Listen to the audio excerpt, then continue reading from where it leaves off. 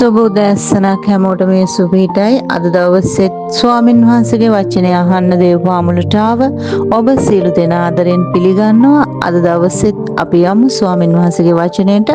අපි කියවමු යෝෂුවා 3:17.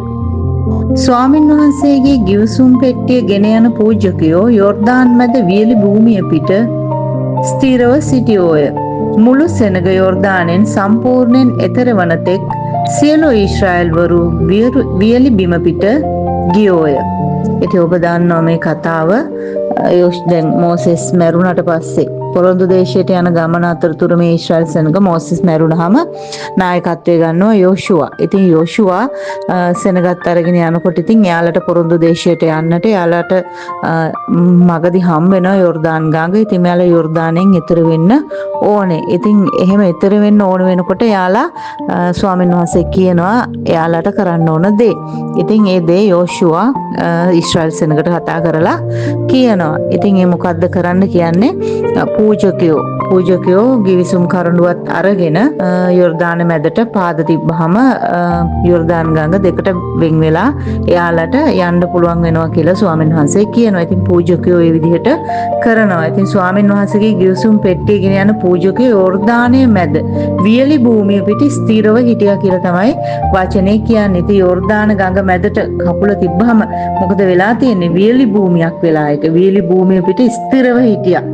මුළු සෙනග යෝර්දානෙන් එතෙර වෙනකන් එයාලා එහෙම හිටියා. එතකොට සෙනග වියලි බිම පිට ගියා කියලා ස්වාමීන් වහන්සේගේ වචනේ අද කියනවා. ඉතින් ඒ පූජකයෝ පය තියනකොට එයාලා නිකන් නෙවෙයි පය තිබ්බේ ගිවිසුම් කරඬුව අරගෙන. ඉතින් පය තියනකොට ගඟ දෙකට වෙන් වෙලා එයාලට යන්න පුළුවන් විදිහට වියලි භූමියක් එතන ඇති වුණා. ඉතින් එයාලා සියලු අය එක්කෙනෙක් දෙන්නෙක් නෙමෙයි සියලු අය යනකම් ඒක වියලි භූමියක් වෙලා ඒ ගඟ මැද්ද වියලි භූමියක් වෙලා තිබුණා කියලා ස්වාමීන් වහන්සේගේ වචනේ කියනවා.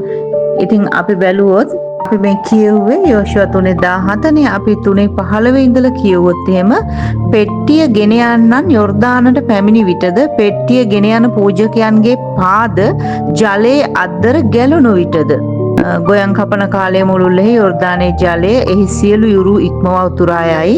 ඉහළින් බැසෙන ජලය නැවතී ඊතා දුරට ශාරතාන් ඉදිරිපිට තිබෙන නුවරු ආදාම් දක්වා එක ගොඩක් වී නැංගේය. අරබා සමභූමියෙහි මුහුද එනම් ලුණු මුහුද දෙසට බැස යන ජලය තීන්දුවටම වෙන් වී ගියේ කියලා ස්වාමීන් වහන්සේගේ වචනේ තියෙනවා. ඉතින් ඒ පූජකයන්ගේ පාද යෝර්දාන් ගඟේ ගැලුණු විටම ජලය තීන්දුවටම වෙන් වී ගියා. කියන්නේ පොඩ්ඩක්වත් ඉතුරුුනේ නැහැ කියලා ස්වාමීන් වහන්සේගේ වචනේ කියනවා. ඉතින් මේ පූජකයෝ නිකන් නෙමෙයි පය තිබ්බේ ගිවිසුම් කරඬුවත් එක්ක. ඉතින් අද මේ වචනේ අහන ආදර දුවේ පුතේ ඔබට ස්වාමීන් වහන්සේ දීපු ගිවිසුම් කරඬුව ඔබ අතේ තියෙනවා. ඔව් ඒ සුද්ධ බයිබලය. ඉතින් ඒ සුද්ධ බයිබලය අරගෙන ඔබත් යම් තැනකට පය තියනවාද එතන තීන්දුවටම බෙදී වෙන් වී යන තැනක් විය යුතුයි. ඉතින් ඔය පය ගහන තැන යක්ෂයෝ ඉන්නවද? එතන විනාශකාරී තැනක්ද? එතන නිදහස් විය යුතුයි. ඉතින් කල්පනා කරලා බලන්න ස්වාමින් වහන්සේගේ පූජකයෝ. මොකද ස්වාමින් වහන්සේගේ වචනේ කියනවා ඔබ රාජකීය පූජකයෝ කියලා ස්වාමින් වහන්සේ.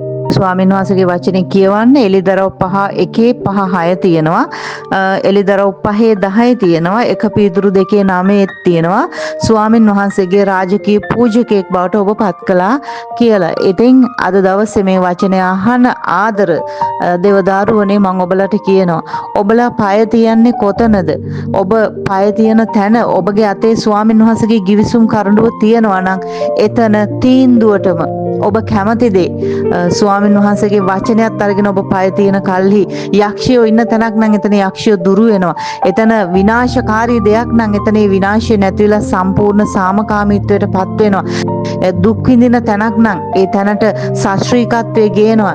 ඉතින් ඔබට අද දවසේ ස්වාමීන් වහන්සේ කියනවා යෝර්දාන් ගඟ දෙබා කරන්න බැරි යෝර්දාන් ගඟ දෙබෑ කරන්න නම් ස්වාමීන් වහන්සේගේ ගිවිසුම් කරඬුව අරගෙන විශ්වාසයෙන් පය තියන්න කියලා. ඉතින් අදත් මේ මේ වචනය අහන ඔබට මට ස්වාමින් වහන්සේ කියන එකම පණිවිඩය තමයි උන්වහන්සේගේ ගිවිසුම් කරඬුව ගන්න කියන එක.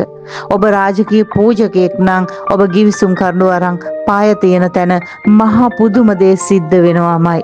ඉතින් අද දවසෙත් ස්වාමින් වහන්සේ එසේ ඔබට මට පවසමින් ඔබගේ ජීවිතය තුළ ඒ දේ නැත්නම් අද දවසෙත් එන්න ස්වාමින් වහන්සේගේ පාද පාමුලට අදම ස්වාමින් වහන්සේගේ රාජකීය පූජකත්වය ලබා ගන්නට කියලා ස්වාමින් වහන්සේ පවසනවා. අදත් ස්වාමින් වහන්සේගේ වචනය අහපු ඔබ සියලු දෙනාටම ස්වාමින් වහන්සේගෙන් ආශිර්වාදාත්මක දවසක් වේවා. යේසු පිහිටයි හැමෝටම.